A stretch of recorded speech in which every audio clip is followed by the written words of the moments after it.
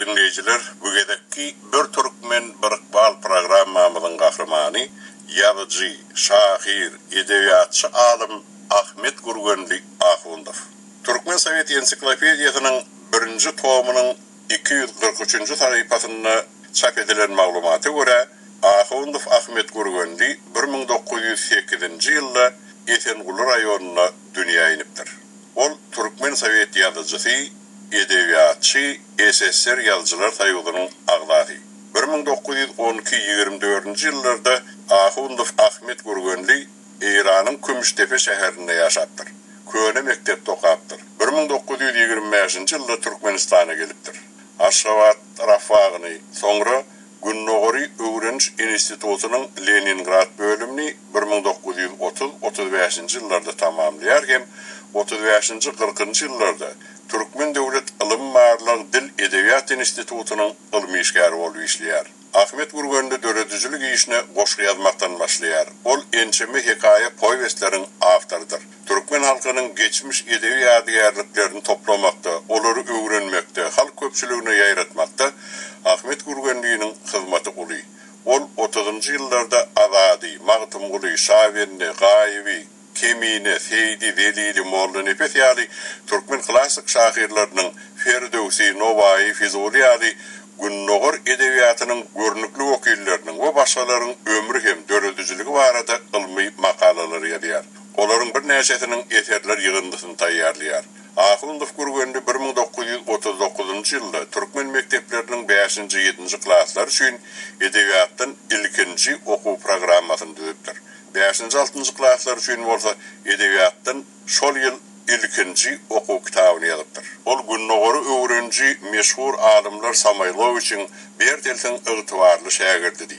Ahundov Ahmet Gurgenli Orta Asiya halklarının klasik edebiyatını, halk döredücülüğünü, Fars hem Türkü dilleri qowu bilen alimdi. Ahundov Gurgenli 1943 yılda Beyik Vatançılık Uruşunda Leningrad'da vefat bollu deyilip, Türkmen Sovet Ensiklopediyasının 1. tomuna malumat berilipdir. Kahramanımızın doğulun yeri, doğulun seneti varasında başka da malumatlar var. Türkmen Sovet Ensiklopediyasında käbir nätakik malumatlar var. Jurnalist Aşırgulu Bayrifi dinledi. Ahmet Gurgenli'nin öz eli bilen yazan geografiyasında özünün 1909 yılda doğulanlığını görkezýär. Şol biografiya 1941 yılın 28 iyulunda Rus diline yazılıptır. Negerem onu fronda geçecek bolunna yalandır. Doğulan yeri hem siyasi, ideolog sebepleri göre ensiklopediyada esenizde deyilip yazılıptır. Hakikatte ol İran'ın häzirki territoriyasında yerleşen Türkmenlerin Gurgen vilayetinin Kümüştepe şäherine ýokary bilimli din wekilinin maşgaratynda dünýä ýeňär. Ol 19-njy asyryň ahyrlarynda, 20-nji asyryň başlarynda özüniň döredijiligi bilen iz goýmagy başaran Allahly şahyryň artydyr. Atasynyň goşulary ýaş Ahmet'in kalbyna şöhret alemine bolan ilkinji uçurlary oýarýar. Soňra şol Ahmet Gurgenli'niň üstünden arga ýazanlaram tapylypdyr. Özüniň aslyny gizleýär. Ol Ahunun oğlu hemen doğulan yerin İranlı. Ona Ahmet şeyle cevap berýär. Eger de men gizleýän bolsam, onunla familiýam Ahun bolar mı deyip. Doğulan yerim bilen bağlı menin Gurgenli diyen lakabym bar deyip cevap beripdir. Onun hakiki familiýasy Sayedy bolup, ol siretiniň adından gelip çykýar. Hatta ona şol institutda berilen şahidetnamada diplomda Ahundov Ahmet Sayedi deyilip hem ad berilipdir. Belli olşýaly Ahundov Gurgenli Beyik Vatançılık uruşuna gatnaşýar. Ol goşunyň hataryna alynanda Respublikan Harbi Komisariýatynyň naçalnygynyň adyna ýazan artasynda özüniň fasly türk dillerini kämil bilýänleri habar berip özüni hünäri boýunça ullansalar has köp peýda getirjekdigini nalsaýar. Ýöne onun haýyşy kanagatlandyrylman, ol fronta iýerler.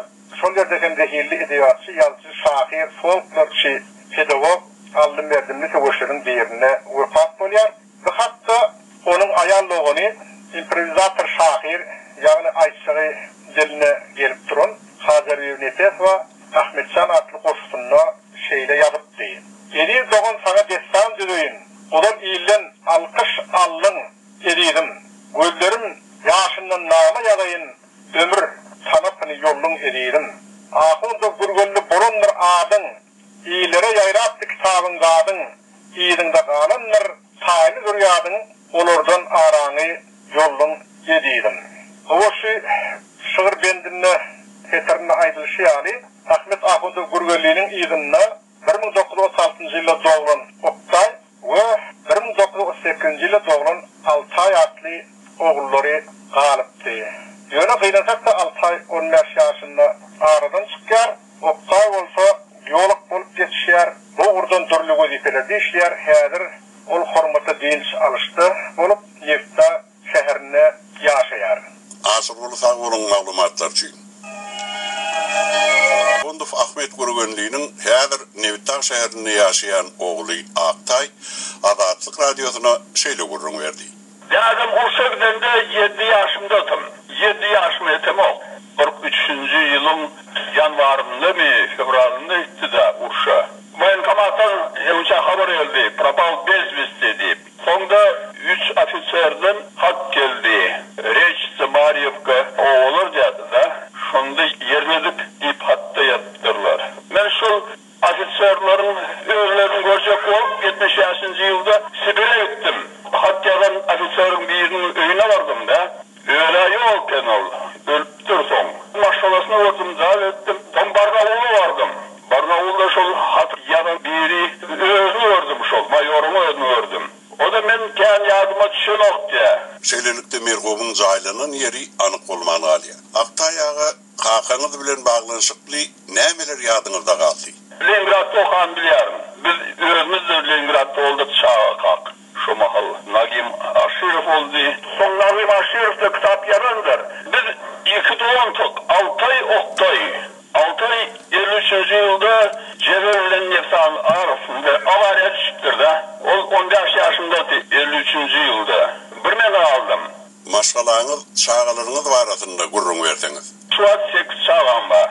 5 kız, 3 oğul, 5'si durmuşa çıkan öğlenen var. Şimdi 5'si hem besin Nefsa'da yaşıyor. Kakanızın Ahunduf Ahmet Gürgönlü'nün adını ivedileştirmek boyunca ne hili işler edildi? Sen oldu Mepteğin adına, bir Mepteğin adını taktılar. Şunu biliyorum. Öten asırda yaldı 1997'de mi 98'de mi şeyler bulunulmalı. Kakanızın ömrü dördücülüğü boyunca edilen işlerden haberiniz var mı? Kasim Nurbatov işledi şu yadan yankıları vardı. Gürgen Cülgösü'nde bir kitap çıkardı. Kağıda makala da çıkardı ömrek. Aşuatta yağdı şişe Mehati Köse önüne geliyordu. Velosipedi vardı Mehati Köse. Ay sağlatım da ben. 5-6 yaşımda Atakal Fudum'un yarın hatı vardı. O jurnalda çıktı. Onun 5 yıllıkta. Sovet Edebiyat jurnalında şunda. Aktay ağa sağ olun veren gıdıklı gurrunlarınız için. Böyle yavaş tanrı kızım. Hormatly dinleyiciler, bir Türkmen bir bağlatlı şu gerekli programmamızın kahramanı Ahunduf Ahmet Gürgönlü'nün oğlu Aktay bilen geçirilen kıyıtkazık töhmetteşliği dinlediniz. Novati jurnalist Asırgulu Bayrıif'tan. Yine şu oğullarının adlarından Gürgönlü'nün ne illi adım bolunluğunu saklamak oluyor. Oktay, Altay adları doğrudan bizim geçmişimizin, tarihimizin sünmüşüne araş gidiyor. Onun ayağı Niyazul 1948 yılın 6. oktyabrının yetiştiremesinin kitabı oluyor. Sonra onun çağlarını Nevitağ şehrine göçürüp alıp gidiyorlar. Ayağı vefat olmadığının onun adamsının adını eser yazıcılar birleşiğinden gelen hatta cevap yazıcı yetişiyor. Sol hatta yazıcıların sayı birleşiğinin edebiyat teorisi ve tanıkıydı boyunca Hamisesinin başlığı Kavalçık Gürgönlü'den sonraki 3 yılın devamında bu orada nehirli işlerinin çap edildiğini hakkında hatalık haber vermeni haiş ediyor. Edebiyatçının vefat bulununun onun haberi yok olurlu. Niyazullah da öz cevabında ona adamsının uğraştığı baş koyanlığını haber veriptir. Meğerem Ahmet Gürgönlü'nün sol komisyanın ağdaki bolmağı ihtimal. Ahmet Ahunduf Gürgönlü'nün ömrünü değişti yine bir dokument bizim elimizde. Onun eser haklarının Moskva'daki müzeyi ve Türkmen Devlet Müzeyi için etnografik materyalleri yığınamak boyunca ekspedisiyanın başçılığına belirlendiği ve belirlenen işi doğru yerine getirildiği hakkındaki ispravka guvanamadır. Yarada Açık Radyosu qadırlı dinleyiciler, edebiyatçı, şahir, yazıcı Ahmet Gurgun'da başlanan bir Türkmen Birikbal programmamızı devam ettiriyoruz. Stüdyoda kardeşim Akmurat Gurgun'da var. Akmurat ne? Ahundov Ahmet Gurgun'lu, senem Akmurat Gurgun'lu.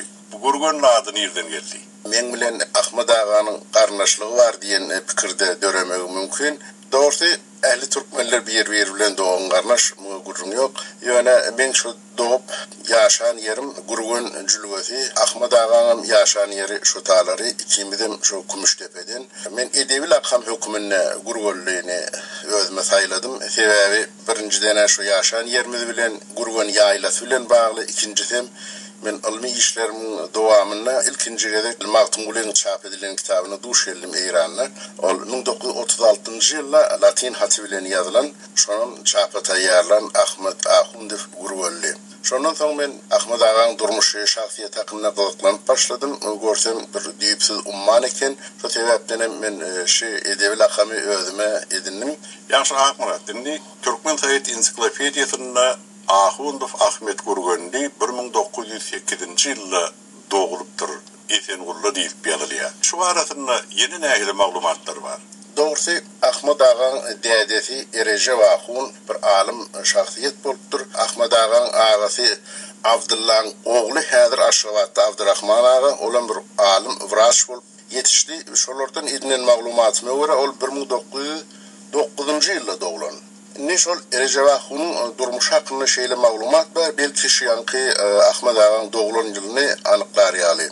Allahul Han'ın oğlu Erece Vahun takmin 1880 yılda Esenğurlu doğuluyor.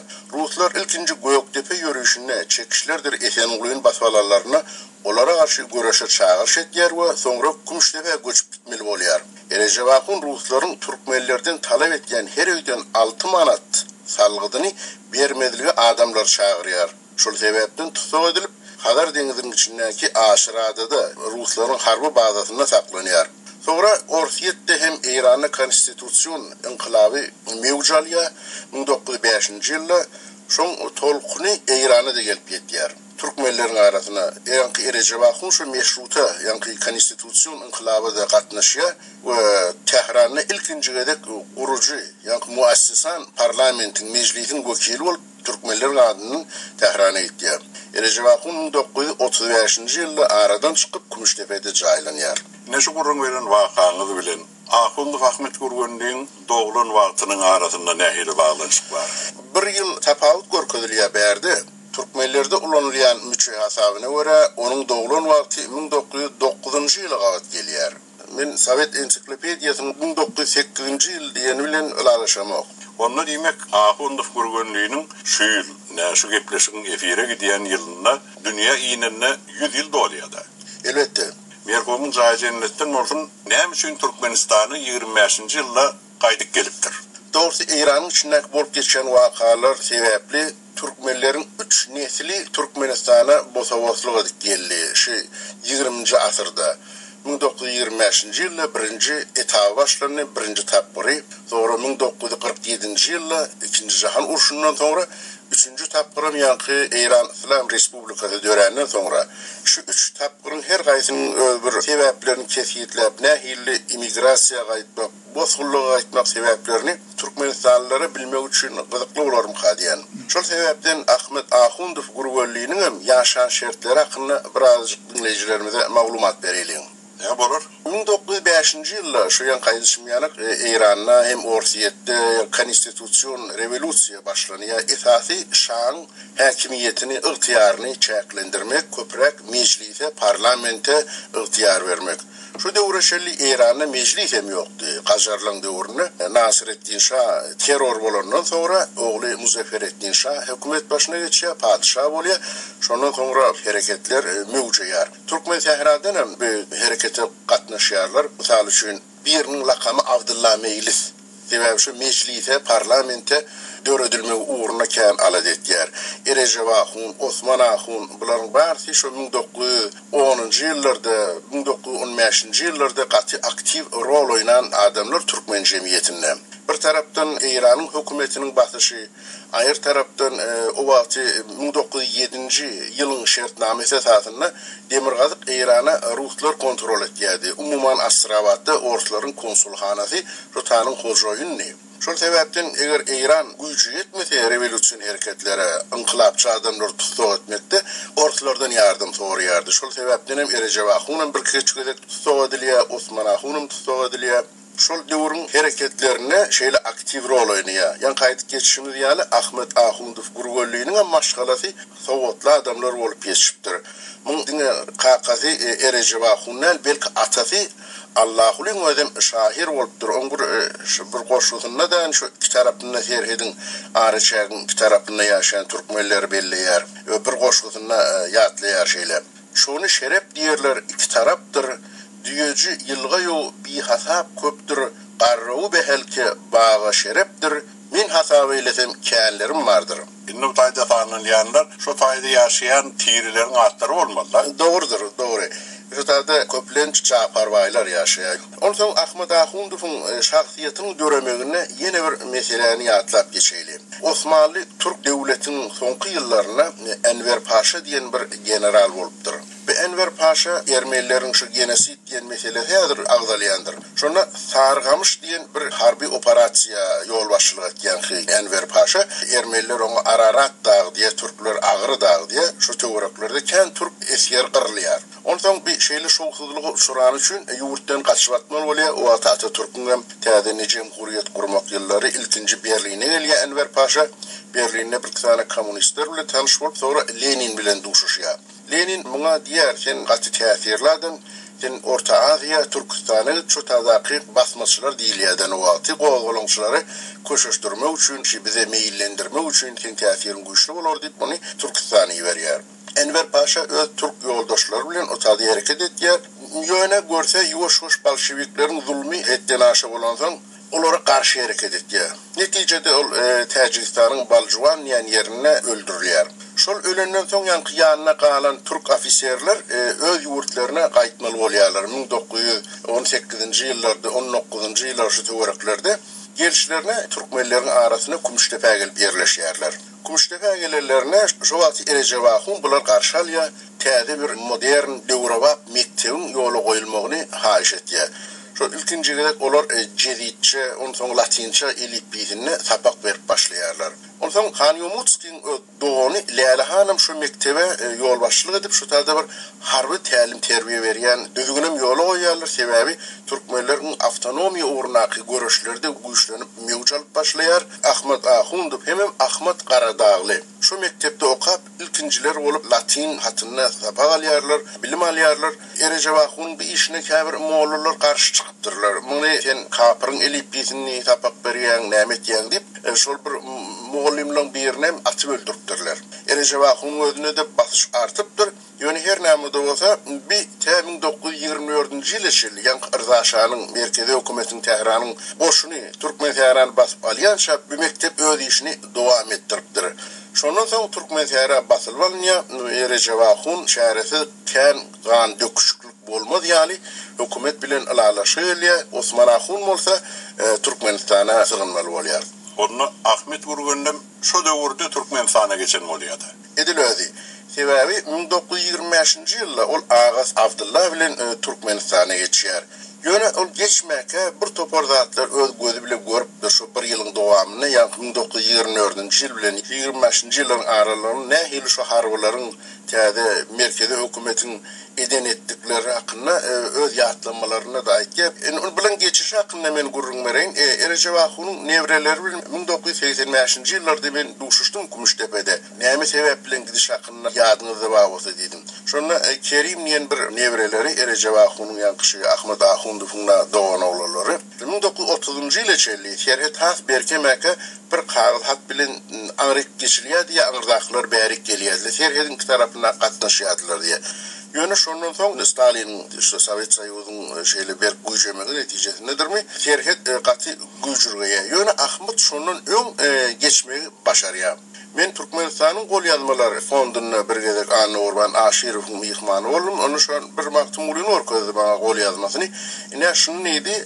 Ahmet Ahundowyň agasy Abdullah bize soğut berdi dedi. Diýsen owadan görnüşde ýazylan sebäbi Ereje Wahun öz döwrüne öz eli bilen Ýaqil Murzaev tarapyndan ýazılıpdyr. Şondan ýanky Ereje Wahunyň nevreleriniň Kerima Kumuştepe'de ýene bir tar hatda ýazylan bir depterşäni görkezdi. Şonu görsem işejeri terakimi belli ýanky Oğuzhanyň gelip çykyşy. Ýöne öňgen tarapyň soňuna Ereje Wahunyň özi artdyran bolmaly, özi goşmaça ýazan bolmaly.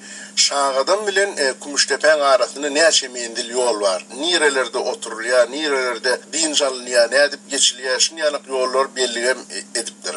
1992-nji ýylda Türkmenistanly ýazyjy Kasym Nurwatow Gurgon jülwesinde diýen Ahmet Ahundow gurgonlygynyň ýatlamalarını çap etdi. Şonda iksan waka diýsen aýlygynç Ahmet Ahundow gurgonlygyň öz gözü bilen gören zatlary türkmenlere bolan zulmy görkezýär. Şol ýatlamada Ahmet Ahundow. Şo ýatlamanyň biri Gul ogly Murat, ikincisi Gözeljanyň Aç Täli. Diýjek bolýanym Ahmet dogrudan şo wagtky hakikatten Türkmenin toprağına bolup geçen vakalary gawy analiz beripdir, zin edipdir. Ol öz ýeti durmuşy bilen näli, belki ölümü bilen näni, tragiki gopaty bilen Türkmen şäherinde ýaşayan türkmenlere bir nusga bolup galy. O ikinci Jahan uruşunda faşistlere karşı sögüşdi däni umumy türkmenleriň ýanyna ne Türkmen şäherinde hem şunýaly bir gorçygitler arnamys diýen ýaly ýa watan uğruna şehit boldy diýen simbolla öwrüli häzir biziň käbir dostlarymyz ýatlamalarına şeýle gurrun berýärler faşistlere karşı sögüşdi biziň hem paýymyz boldy diýe. Ahmurat merhumun jaýy jennetden bolsun. Türkmen Fehraly halife başlardan nazarly başynyň aýdan aýdymlaryndan birini dinläli, ondan soň söhbetimizi dowam etdireriz.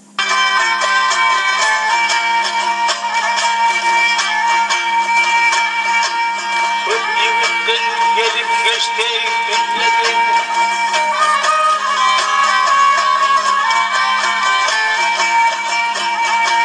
yani gelip geçti günlerin niyetin heyleri kurban olmadı. Yerişke kahve pele gelinde de bugün böyle kızma yerte almadı.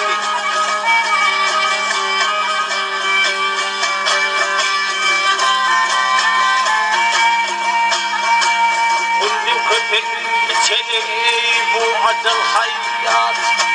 Kundim köpek içeri bu acıl hayat. Evladır kurtarım odu bu feyyar. Kelle aşağı düşür ağzımda değil. Yerdir şahit bulunma eyleyen dedi.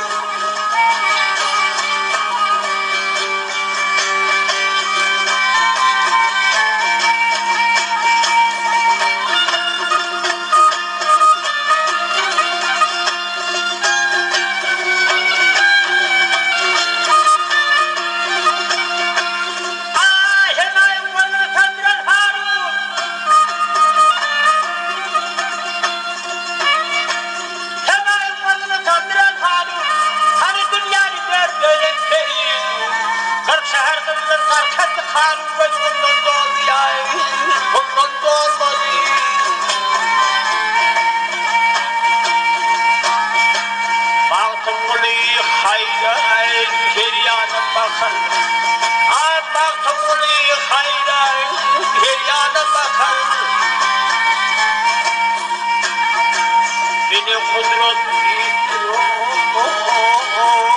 sudan çıkar. Yaxşı olman rahmet arığa akardadı. Nalet elley buğulay doğdu doğmadı.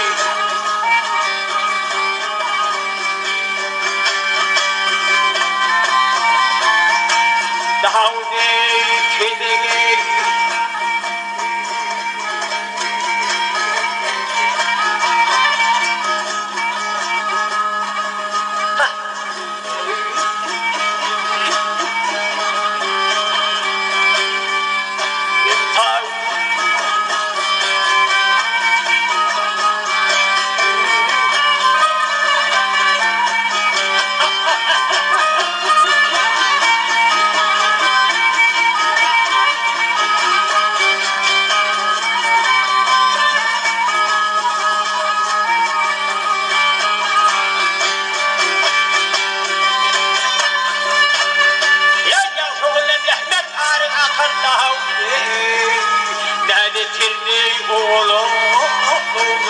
olmadı.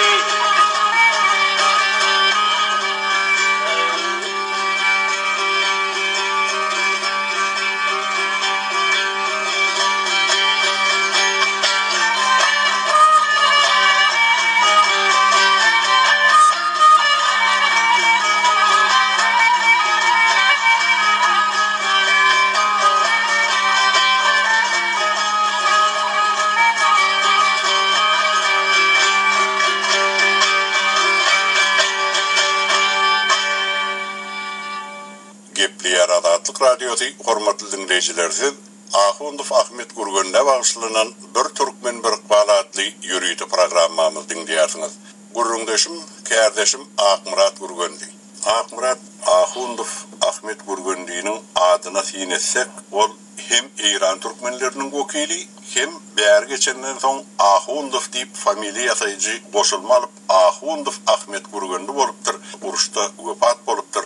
Indi Türkmenistanyny Sovet döwründe şeýle alymyň, şeýle edebiýatçynyň, şeýle ýazyjy şahyryň bolanlygy barasynda maglumatlar bardy. Mysal üçin professor Mehmet Gösäýew Ahmet Gurgöndiňi hormat bilen ýatlardy.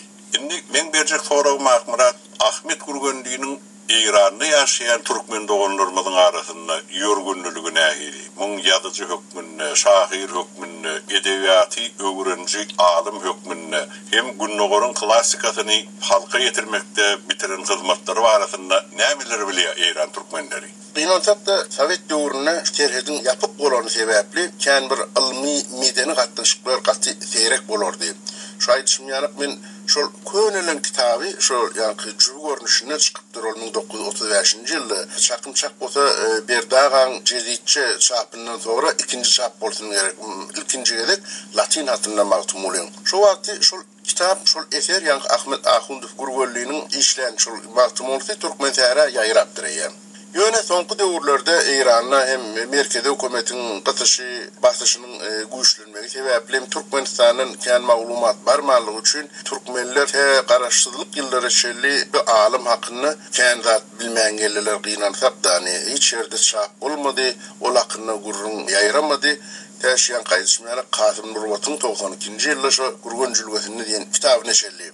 Akmurat, köp sag beren gyzykly gurrunlaryňyz üçin bizne İran'da yaşayan Türkmenler üçin, Türkmenistan'da yaşayan Türkmenler üçin umuman külli Türkmenin meşhur oğullarının biri Ahundov Ahmet Gurgön'de barasında gurrun ettik. Onu ýaşylykda ýatladyk.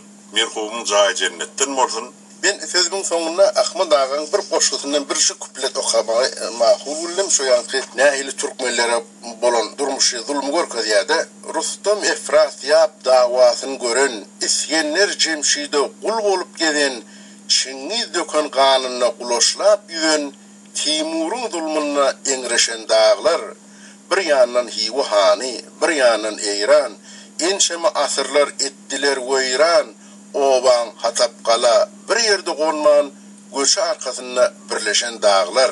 Kärdeşim Akmurat Gurgön'ü bilen geçirilen söhbetdeşleri dinlediniz. Fazla kesmeden son Ahmet Gurgön'e bağışlanan bir Türkmen bir Iqbal programmamızı devam ettirer. Diğer Adatlyk Radyosu hormatly dinleyijiler, siz Ahundov Ahmet Gurgön'e bağışlanan bir Türkmen bir Iqbal adlı yürüyüşü programmamızı dinleýärsiňiz. Gurrundaşymyz jurnalist Asyr Ulubayriýew.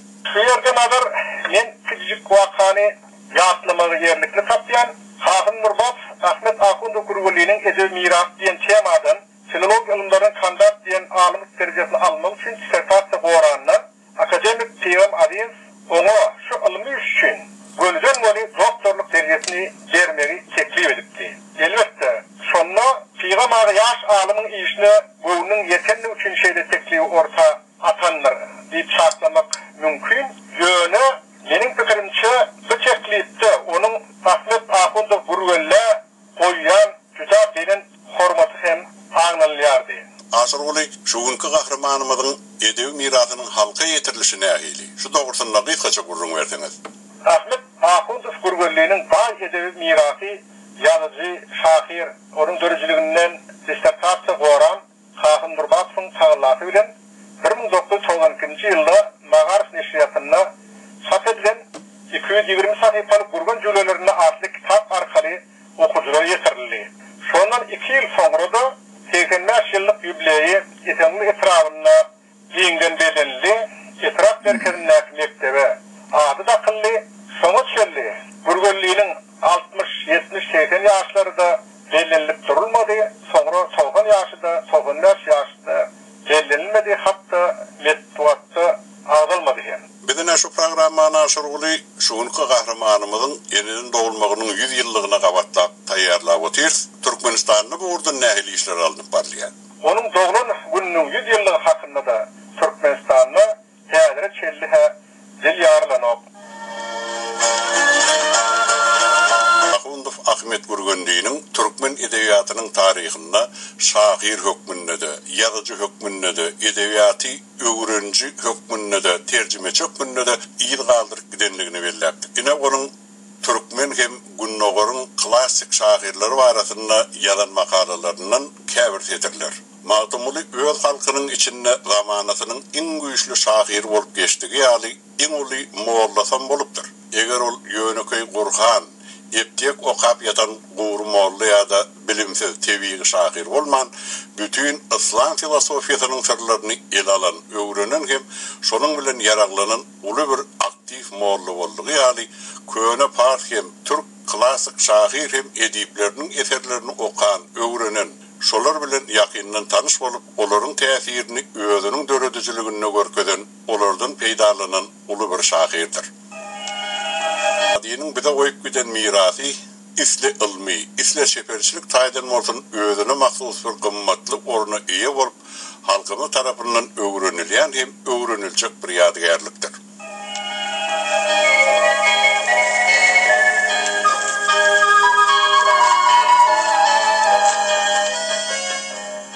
Türkmen edebiyatının fantastik aleminin şöhratlı başçısı olan şairlerinin Şah Behram Destani, özünün kızıklı, kımmatlı süjeti, çeper hem onat forması bilen Türkmen edebiyat hazinasının kımmatlı bir gövheridir.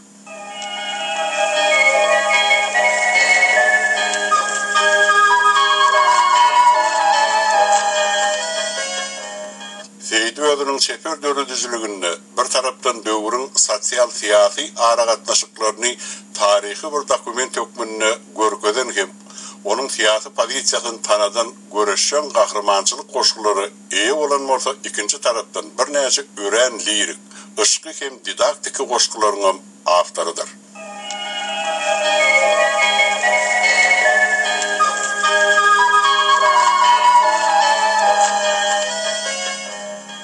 Miralı şiir Novai 15. asır Özbek hem Türkmen klasik edebiyatında hem halk dörüdücülüğüne hormatlı adı iyi olup gelen tanımalı bir şairdir. Novai halkın peydası için çalışmayı en bir mukaddes vazife biliptir. Ol köpçülüğün peydasını işlemekin insanın en güzel hasetlerinden biri deyip anladıptır.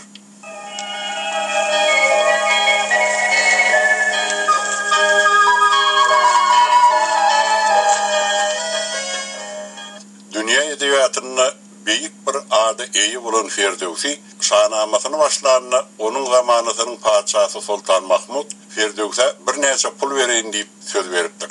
Şair ol ağır zahmetinin üstünde 30 yıldan uğrak oturup, onu işlep oturundan son, şahnamanın möçveri 60 bin beyt, yani 120 bin setirden varıp, şah sözünden dayanıp verin vaadasını ödemeyer. Bu olsa şairin durmuşuna ulu bir tesir ediyor. Sondan sonra Şah Mahmud'a bir satiriki poema yazıyor. Şu poemada şair şahdan hiçbir çekinmen özünün yitik hem ağzı sözlerini onaylar.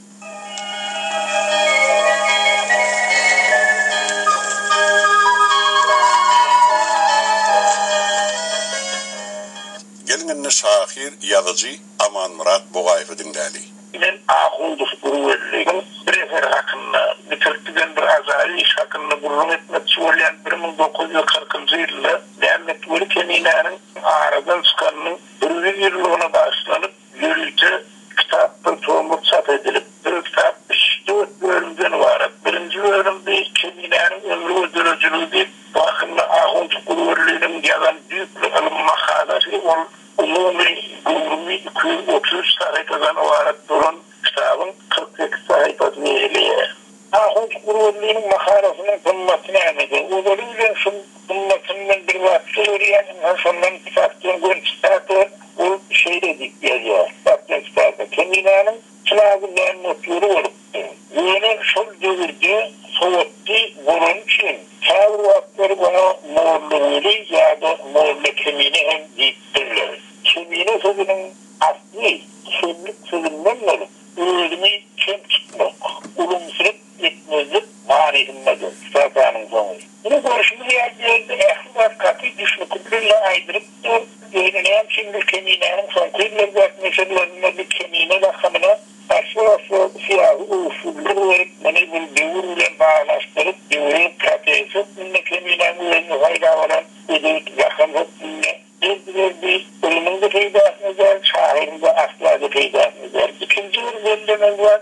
Çıksak Kemine'nin aradan çıkanından bir yıl sonra çaptan çıkanlığı için bu ya şahirin yasak desem devurunun beyle bir uzak devur sonra çap eklenik tatlı. Şunun ben çıksak bu elleştirilen oşkuları yani 1940 yılında çap edilen oşkuları Kemine'nin üyelinin oşkularının asıl nüfusunu bunu oşkulara atlayan bir de şöyle belirlenen var kitap yapıyla bilmem. İşte yeni bir ikinci rabın üstünden ardından edebiyatçı alim hem de şahir Fadıl'ın kullandığı belli onun kıybodalıyan ilmi makalalarının birine Razi'nin oşluğunun Kemine'nin değerliğini, onun deliliğinin oşluğunu tatbik etti. Onun şahide kitapta da Kemine'nin adına verilen Ural'ın oşluğu 40. yıllaki kitapta da yerleştirilip yani şununla yerleştirilenler o devlet meselelerde yapıyarak o derde orayı edilip yerleştirilmeyenlerde zeyzen bari oğluydu. 3 yöntten var koşuyor. Öyle şu 3 yöntemde birinci verdi. Devlet meselelerde kendi buluşuyor. İnharsına verip görelim. Kulillerin arkası sen ağrı sen, o soğun koçu sen, o soğun verdi sen. Dağda pelen, cülvelerin uğurdu sen, düşman versin, etin iyisin uğradın. Etini iyisin uğradın manide. Ama şimdi devletli meselelerde, Kemine'nin konkrillerde çat edilen meselelerinle kalıp geleni onun şıktaktaki devletlikine birer düşman versin çıkartıya yahut belediyenin getirilemezlemenin son Kemine bir adım vaktilliği öğrenmeyeceğinde. Bunu çok kullandığı diyebilir. Özünün makarasının şeyde yazıyordu. Üyeliğin adı verilen oranın boşluğu Arap ilip bilimde yazılan son kim bilmeyin bunun üstüne hoşluğundan soktuğunda Rus kıyılık tarafından verilerin üstünden Kemine bir yaptım diye geldi. Ve şu hoşluğunu 40. yıllık mesela okat koruyan o şeyler netice edilen. Kemine'de de onların şeyle oranın boşluğu veriyle de olmalı. Yani bir hava geldi iyisi ahını seni devam ettirmeye gel tanan alimler Kemine'nin kitabı biliciler bir koşmayı bir ettiriliyor. Bundan veriliğin ağzını türlü ayırttırılıyor. Kemine'nin ağzını ayırttırılıyor. Neticede de o koşmaya baktırılıyor. Koşmayı bir ettirdi. Onun da doğruluk koyuyor. Mesela cebellerin çözmekte de koşmaları onun dönelerden ayrı hayretmekte de ahıncı kurulluğunun şu kitabların söylüyorsun makalası iyi ehmiyeti veriyor. Ya da şu makalanın ehmiyetinin biri Çorvası'nın iyiliğinden çözlük var. Osmanlı'da bu söyleyen Arap tarihçilerine çözlük bölümlerinin kitabın iyiliğine veriliyor. Hep Osmanlı'nın o iyiliğine veriliyor. Söyledikten okuyucuda bir söz hakkında, söz hakkında giymişlerin düşünce kemale geliyor. Yeni bir belirlenenler şu yılında Kemine'nin Osmanlı'nın şairleri Kemine'nin Osmanlı'ndan böğretler gibi yerleştirilmiştir. Bir şeyde Osmanlı'nın kitapta 40. yılda çap edilen kitapta 7 tane Osmanlı ve 7 Osmanlı devlet fakirlerden meselelerinden doğru Osmanlı hükmünde veriliyor. Yani bu neyden anlamlarını şuur fakir meselelerde verilen mi olsa o verildi. Yani Tanrı'nın takmak karanlarının kullanmış kitap yerinde var adam. Kemine'nin fakirlerinde çıkan Osmanlı'na şüpheliyle tereddütleri koştu. Seyasını ilimle yankı yerine 7 Osmanlı'dan devlet veriyor. Mesela yarışma Osmanlı Kemine'nin fakirlerine katıl bir nesebepten olarak bu Osmanlı'dır. Bir yarışında olayım. Yazıcı Osmanlı'nda bir zırhındım arttırılır. Sonra tapılanışı değil. İlim ketku dahi, pustu kenahi, ilim kerenzami buna yarasınız.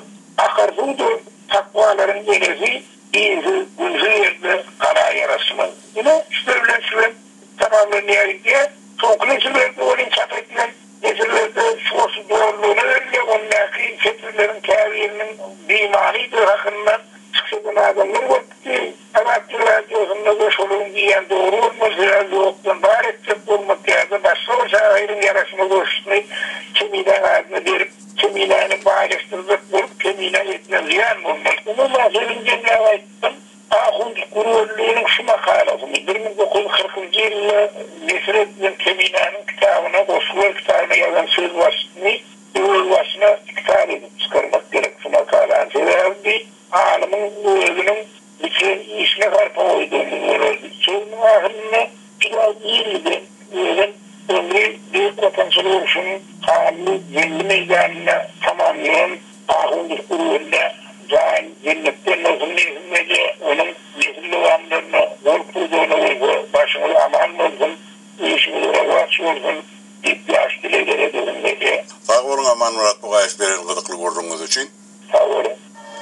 Far Murat Öğüdü Verdi'den.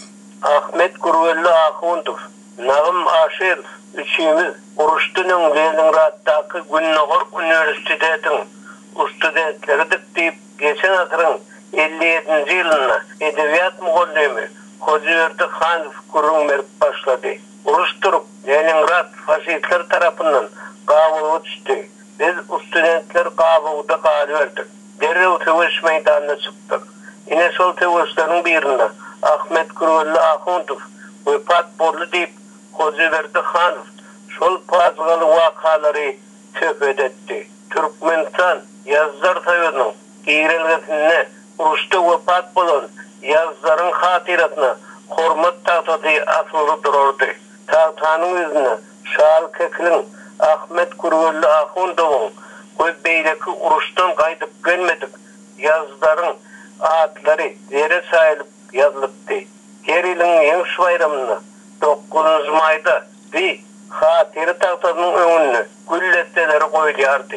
Ama Niyaz'ın rejimi Türkmenistan'ın Yazlar Tayvan'ın cahini Ukrayna ilişkilerinin imarati yerleşir yali Ukrayna hükümetine satıp koyuyordu. Yine Yazlar Tayvan'ın iki katında hem yerleşen yazıcı şahirlerin portret suratları Sultanı Sivas cengarında kalan Ahmet Kurvelli'nin Şahal Kekil'in ve Beydeki Sivas'ta vefat bolanların suratları da umağarlık gitti. Biz mektep okusları Ahmet Kurvelli Ahundov'un boşlarını öğrenirdik. Onun ezber edebiyatı bulan da onu bilirdik. Ama Niyazov rejimi ol yatlamalar hem öz demine dartıp koyuyordu. Benim gelmediklerin hatirasına adlı bir olşuyum var. Şol olşuy Ahmet Kurvelli Ahundov'un yadigarlığına bağışlanıp yazılıptı. Onunla şu olşuyunu da okuyun. Ol ya okuyun.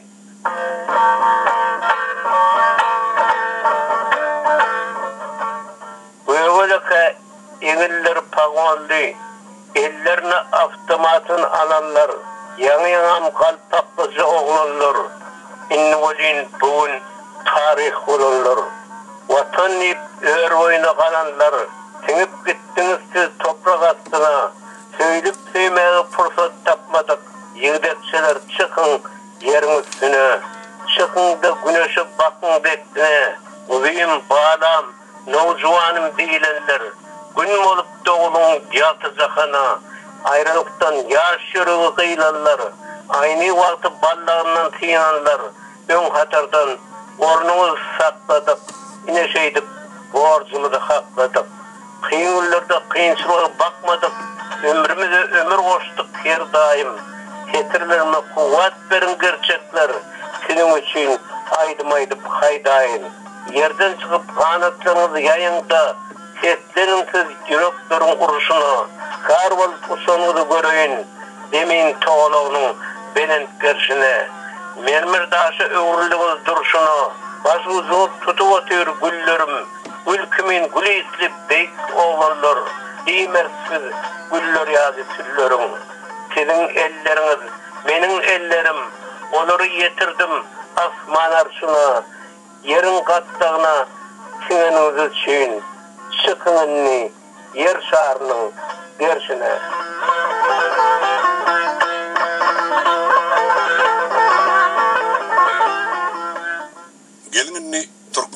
ýaly jurnalist Döwlet Murat Ýazgulyw dinlädi.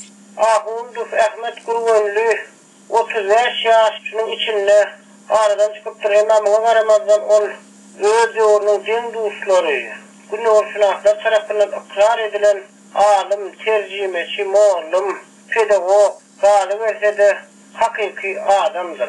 Ahmet Gurgönlü Atawuşda görewli eposyny ýygnap, ony çapa taýýarlama we maslahat gören adam. Hatta ol Leningraddan Atawuşda 40-njy ýylyň oktýabryna hat ýazanna sen görewlini Türkmen diýenler, Türkmen däl diýenler bilen eňetleşip durmaz, ony çykaryp görkezäý diýip maslahat götürdi. Ahmet Gurgönlü bunu orşunat ýögeni Eduardo Bertel ulu baha berdi. Sebebi Ahmet Gurgönlü Bertel edebiyat okul programmalarını, hatta şol döwürde entek Paşa Rusyasy zamanynda gaşak mesuluna kalaryna çykan klassik şairlerimiň Maltumly Pragynyň goşgular ýygynyny iýeripdir.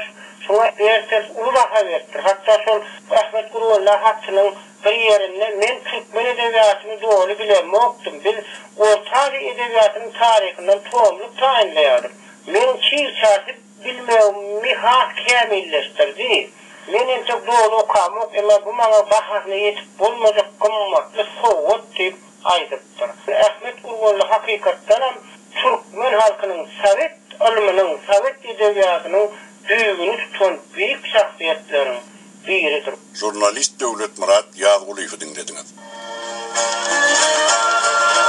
Ahmet Gurgönlü bagşylanan programmamy soňuna golaýlady. Endi bugünkü gahramanymyzyň döredüzligi dogrusundaky gurruny gysgaça jemledik. Howadalar Gurgönlüň sefer döredüzligi dogrudan köp taraply, ol 34 ýaşa barabar gysga ömründe özüni şair hökmünde, kyssaç hökmünde, terjimeci hökmünde tanadyp ýetişipdir.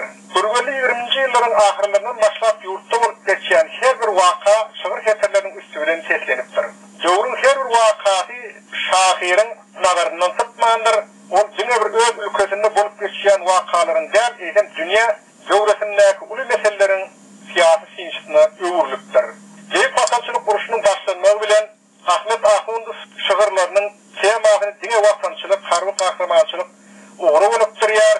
1941-nji ýyldan 43-nji ýyla çenli onuň galy jurnallarda köpçülikden ýygynlarda çap edilen At eýledin, Gelli, Ferman gelli, Rugun, Halka, Bolsun ýaly goşuk adamlary bir maksada watany faşist mahwazlardan azat etmeň hatyrysyna golluk edýär. Bu döwür goşuklaryny, mani mazlum taýdanna şeferçilik babatda şahirin dörjüligine kamilligin ýokary derejesi haraplayan edebiýatçylar köp. Ýergelen Nasir Uly Ahmet Gurgönlüň Ad eýledin diýen goşgusyny dinlädi. Ony Akmurat Gurgönlü okap berer.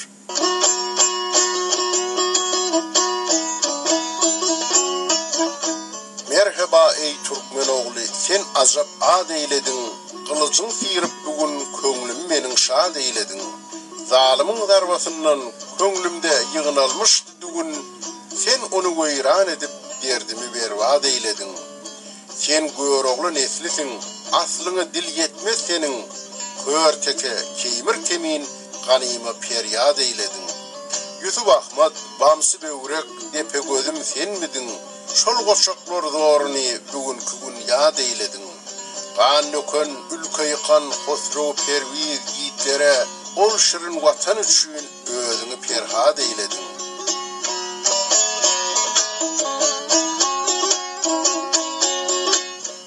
Ahmet Ahundus Gurgönlüň çeper döredüzligindäki ikinji ugry, onuň edebiýat aleminde çağlar we ýekinjekler üçin kıssa eserlerini döretmäge aýratyn üs berendigi bilen häsiýetlendirilýär. 20-nji ýyllaryň ahyrlarynda Ahundus Gurgönlü ýekinjekler üçin bu ogly Murat adly powestini ýazýar. Bu powestine 1934-nji ýylda aýratyn kitap edilip okuwçylara ýetirilýär. 1935-nji ýylda Ahundus Gurgönlüň çağlar üçin ikinji kitaby Gelli we Berdi hekaýaty. 1937-nji ýylda bolsa Bir var eken adly ertekler ýygyny hem aýratyn kitap görnüşinde neşir edilýär. Prova eserleri barada gurrumyzy dowam etdirsek bolsa, Gurgönlüň Gurgön jülgelerinde adly powestden çağlar ýetinjekler programymyzda möhüm orna eýe bolmaga münasip eher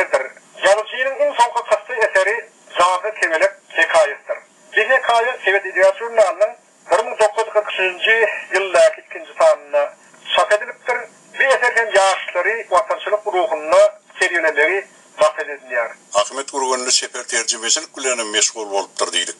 Şu dogrusyna da maglumat berseňiz. Ol Fars dilinden Hindi Harimi povestini Türkmen diline geçirip 30-njy ýyllaryň başlaryna öz başda kitap edip çap etdiripdir. Şol romanın awtory Lutfullah Tarahy bolmaly. Ýöne bir kitap bagazlaryna ýaýramanka onu ýyglamaly edipdirler. Şonuň üçin bolsa gerek. Häzir şol kitapdan bir nusxada ele salınmady. Ýöne şol kitabyň terjimesiniň el ýazmasy saptanyp galypdyr. Onu täzeden dikildip okuwçylara ýetirmek häzir edebiýatçylara başartman gelýär. Onun maksady Ahmet Ahmetow Gurgölli Nowaýynyň, Fizuliýnyň, Serdowsynyň dörjüligi hakynda makalalar ýazmakdan başga da Serdowsynyň şahnamasyndan Kubat bilen näzdek hakyndaky bölewi Miraly şiir, ol Alişer Nowaýyny, hemişe Miraly şiir diýip asly öz bolmaly ýaly ýazypdyr. Nowaýynyň Şirin Terhat poemasyndan Ajdar bilen Terhatyň uruşýan dagyndan bir bölewi, Fizuliýnyň Leyli Mecnun poemasyndan Mecnun awşy we jeren bilen baglanşykly parçany terjime etdir. Onun gol ýazmalary galypdyr. Ondan başga da terjimeçi Pushkin'in, Rugolskoýyň, Panchenko'nyň goşlaryny hem türkmen diline geçiripdir. Son terjimeleriniň hem gol ýazmalary saklanlypdyr. Sag bolgaňyz Guly, şu günkü programmamyza gatnaşandygyňyz hem beren gyzykly gurulmaryňyz üçin hormatly radio dinleýijiler. Şonuň bilen ajaýyp şahyr, ýazyjy, terjimeçi, edebiýaty öwrenji alim Ahundow Ahmet Gurgönde başlanan bir türkmen bir balatly ýürüýte programmamyzy geçirip oturýar. Gepleşigi taýýarlap Nazar Hudaýberdi alyp bardy. Ýene de efirde duşuşýançak. Hoş, sag bolun.